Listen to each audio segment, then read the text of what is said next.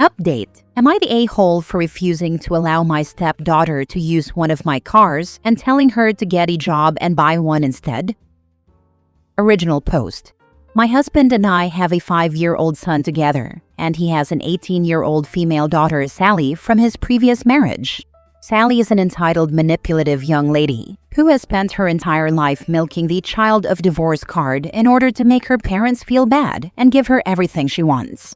As a result, she is now a lazy adult with poor grades in school, no prospect, no job, and no desire to get a job or do something with her life.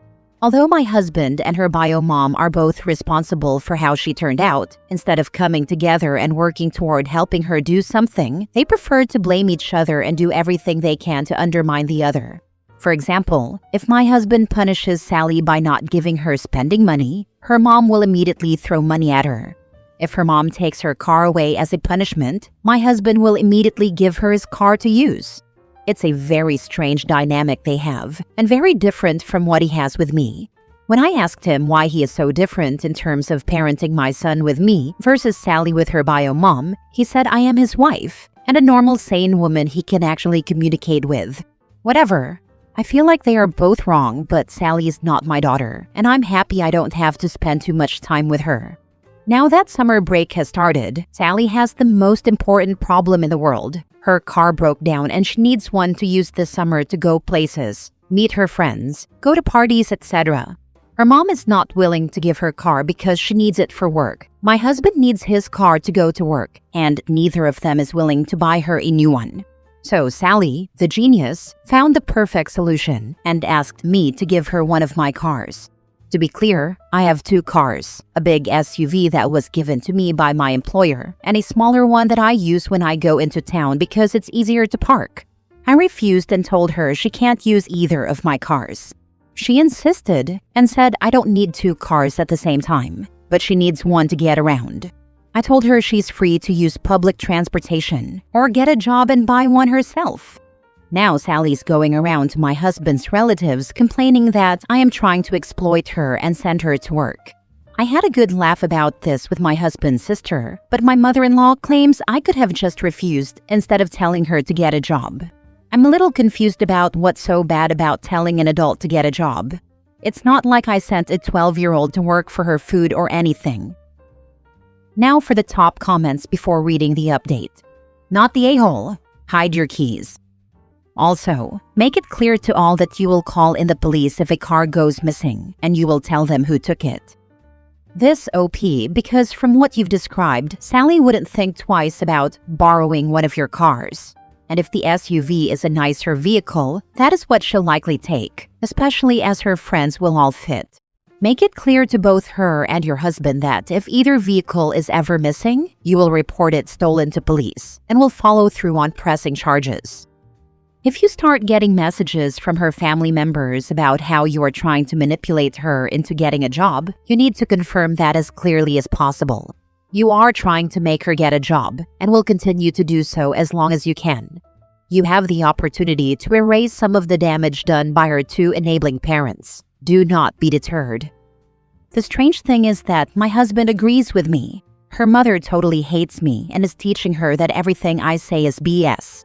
My husband's sister agrees with me, and my mother-in-law babies her because she is her first grandchild. But I feel like no one in this situation is doing her a favor. I'm not trying to manipulate her, but her situation is so different from what I'm used to or how I parent my own child that it's insane. Like, how can it be so horrible to teach an adult responsibility? To want to give her direction in life? I don't know what they expect to do with her, honestly. They can't support her for the rest of her life, and it's sad because she is a capable, healthy adult. Even people with disabilities work and want to do something with their lives, so she has no excuse. Now for the update. Hello again. Thank you for all the feedback you provided on my previous post. I really appreciate that you spent your time giving me some ideas. The majority of you advised me to hide my car keys, because Sally would most likely try to steal one of my cars when I am not home. You are not far from the truth because she oftentimes does this with her mother's car, meaning she will take the car when her mom is not home without asking if she needs it later or asking for permission. So your advice makes a lot of sense. However, I refuse to do such a thing in my own home. I believe that if I end up in a position where I have to hide my things in my own house, we'll have a bigger problem that needs to be solved. Also, where does this stop? Today I have to hide my car keys, later my money, then my purse. This is not the kind of life I want to have, and it never happened to me as a teenager and young adult. When I used to live with my parents, I knew where everything was: car keys, money, documents, jewelry, etc. And I never took anything without asking. So, after reading a certain comment, thank you by the way, I had a good laugh. I decided to follow their advice, but in a less dramatic way. I sat my husband and his daughter down to have a chat. I made it clear in front of my husband that Sally insisted on using one of my cars and I do not agree with it. Then I told Sally that I know she sometimes takes her mother's car without asking and warned her not to dare do something like that with my cars when I am not home, because if she does, I will call the police and report the car stolen. She was shocked and asked me if I would stoop so low as to report her for stealing, just for a car that I don't use or need anyway. I told her it's not me who would stoop so low, but her, because taking something that does not belong to you, especially after being told no, is the clear definition of stealing. So yes, I would report it. I think for the first time in her life she understood there will be consequences for her actions, and she did not protest further. After this, I asked her to clarify in front of my husband how it is that me suggesting she get a job makes me a person who tries to exploit her based on what she told my mother-in-law and sister-in-law. My husband had no idea about it and he just exploded. After hearing what happened, he told her it's good that we heard what she says behind our backs, because he will give her even more reasons to complain. My husband told her she will not be seeing any money from him during this summer. Sally started crying and told him he can't do this, but my husband told her he can, and he will. His responsibility as her parent is to feed her, buy her clothes, and help her pay for school items. But that's it. She is an adult, and if she wants to party or see her friends, she should start paying for it herself, since she never appreciated anything she was given.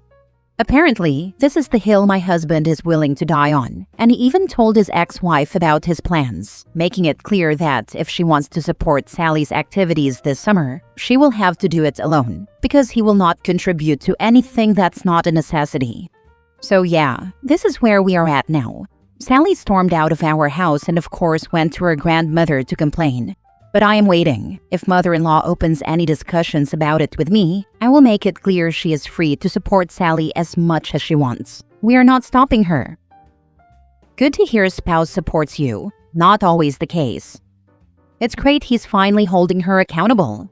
Tough love is sometimes necessary. I read a similar story where the mother-in-law is always enabling OP's daughter's behavior. She's a few years younger than your stepdaughter. I think she's like 14. She vapes, sneaks out, steals, you name it. And mother-in-law is always there giving her 2 cents. And of course, it's always something the OP did wrong, because she raised 3 rowdy boys and never had this issue. Until one day OP had enough and decided that it's time her daughter moves in with the self-proclaimed Mother of the Year. Guess how long it lasted? Barely 3 days.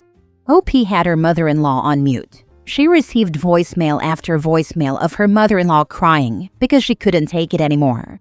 OP took her sweet time, of course, to collect her daughter. Not a peep from mother-in-law since.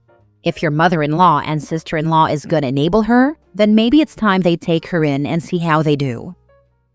Next story. Am I the a-hole for asking my mother-in-law to be my backup birthing partner over my dad's wife?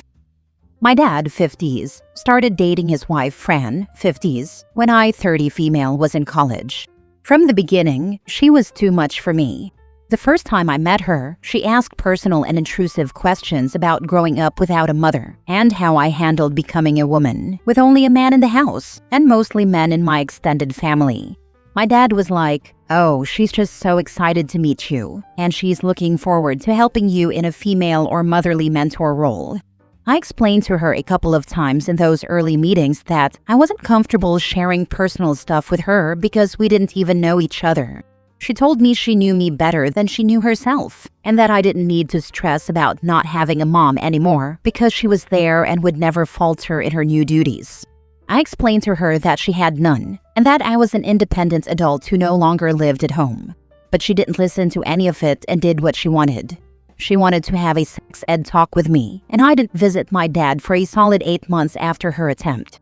And not just because she tried to have a talk like that with me, but because she would not take no for an answer.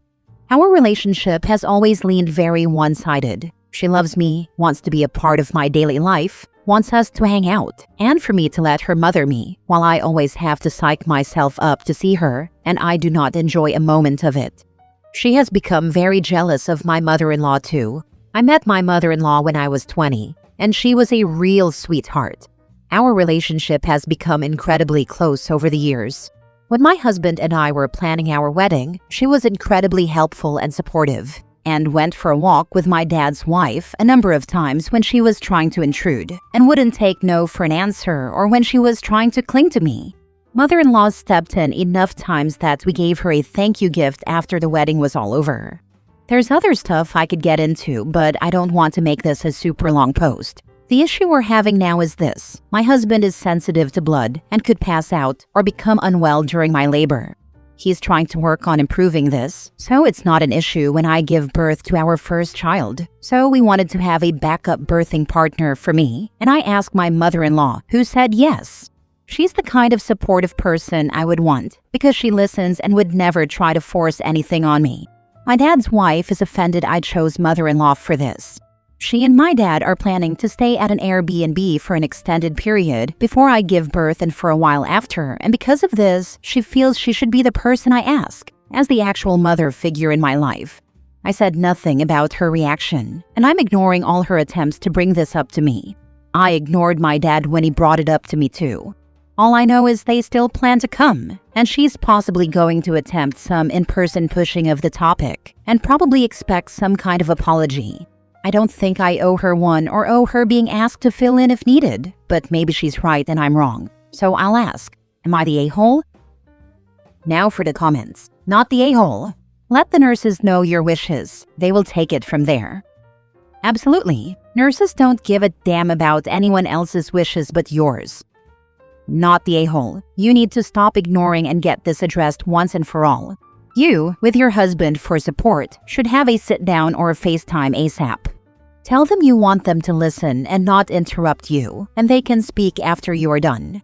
Lay it out. It may be harsh, but ignoring them is just letting her delusions continue. Dad, I am happy that you have found someone to make your life more full. Understand that Fran is your wife, and only your wife. I am respectful of that and will always be respectful to her, as long as I receive the same courtesy. You have failed me by not correcting Fran's intrusive behavior, and we will no longer tolerate it. You need to do better if you want to have to remain fully in mine and my family's lives. If not, we may need to limit our interactions. Fran, I appreciate that you make my father happy. You are only my father's wife, and will only ever be his wife. You are not a mother figure, and I will never see you as that. Your continued intrusive behavior has made me want to avoid my own father.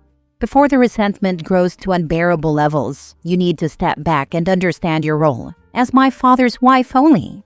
You may or may not want to bring in your expected relationship level with your child. You will not be a grandma, or she may, your call.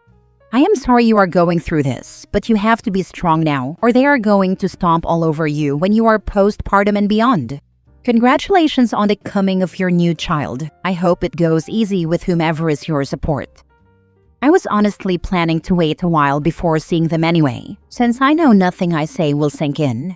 The only way to really ensure that kind of peace is to go no contact, and I'm not ready for that with my dad yet.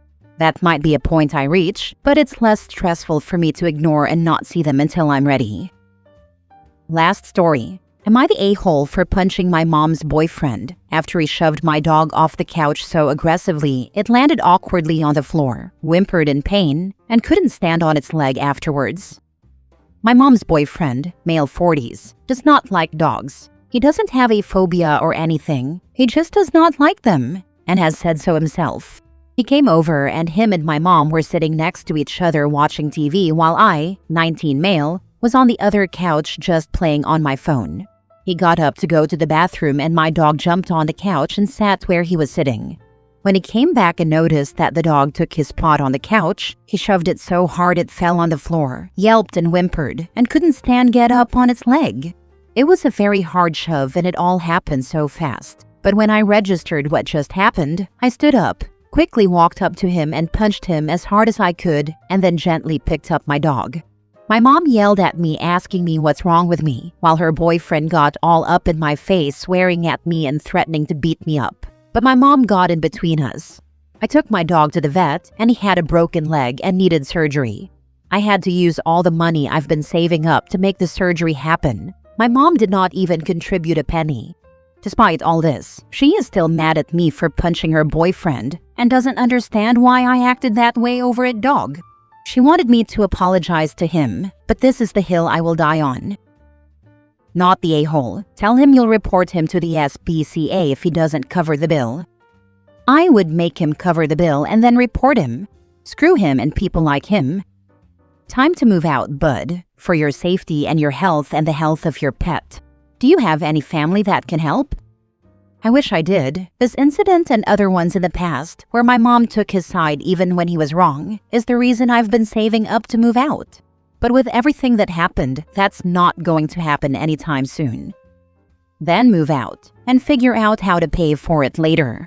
That's the advice I wish someone gave me as a 19-year-old. I'm giving it to you now. When your mom finally gets around to calling, don't answer. She has made her choice, and until this runs its course, she's not choosing you. If only I could. It's literally impossible for me and my pup to move out right now. I now have less than $200 to my name. I have no choice but to start saving up again from scratch. I won't look back once I am out, though. Not the a-hole. Pet's her family. I would sue him and call the cops. I don't play with animal abuse. She needs to apologize to you or ties would be cut off. True, and right now my dog is more family than my mom is, with the way she has been acting. I thought about that, but I assaulted him. And also suing would probably require money that I don't have. It could be considered self-defense if you got up and hit him in the face because you thought he was going to continue to hurt your dog, so you just acted on instinct to protect your dog.